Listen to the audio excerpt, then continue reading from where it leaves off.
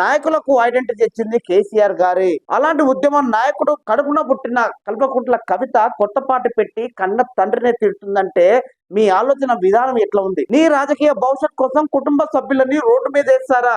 రాజకీయ భవిష్యత్ కోసం కన్న తండ్రినే తిడతావా? ఇన్ని రోజులు నువ్వు ఎక్కడ ఉన్నావు? ఏ పార్టీలో ఉన్నావు? ఎవరి చేతన ఉన్నావు? ఎవరి వంతన ఉన్నావు? ఎవరి కోసం నువ్వు పోరాటం చేసినావు? ఈ రోజు నిన్ను కాదన్నందుకు పార్టీకి వెళ్ళి పక్కకొచ్చి పార్టీ పెట్టి కన్న తండ్రినే తిడుతున్నావు. ఇది రాష్ట్రంలో ఎవరు కూడా జీర్ణించుకోలేని పరిస్థితి.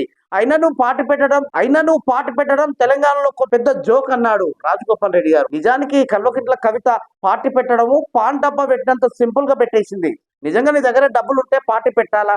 పార్టీ పెట్టాలంటే ఎలాంటి అంశాలు ఉండాలి? ఎలాంటి రాజకీయ ఎత్తుగడలు ఉండాలి? ఎలాంటి అంశాల మీద ప్రజలకు దగ్గరే ఆలోచన చేయాలి?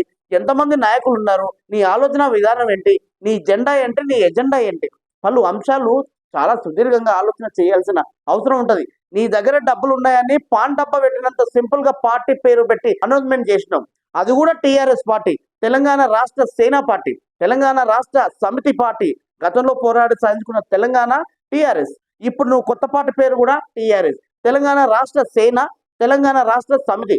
గతంలో టీఆర్ఎస్ తెలంగాణ రాష్ట్ర సమితి, ఇప్పుడు నువ్వు కొత్త పార్టీ పెట్టిన టీఆర్ఎస్ తెలంగాణ రాష్ట్ర సేన. సో రెండింటికి పెద్ద తేడా లేదు. ఏ ఐడెంటిటీ కోసం నువ్వు వెతుకుతున్నావో, ఏ ఐడెంటిటీ కోసం తెలంగాణ రాష్ట్ర ప్రజల్లో నీవు ఒక ముద్ర వేసుకున్నావో, అదే ఐడెంటిటీ కోసం మళ్ళీ నువ్వు టీఆర్ఎస్ పార్టీ అనౌన్స్మెంట్ చేసుకున్నావు.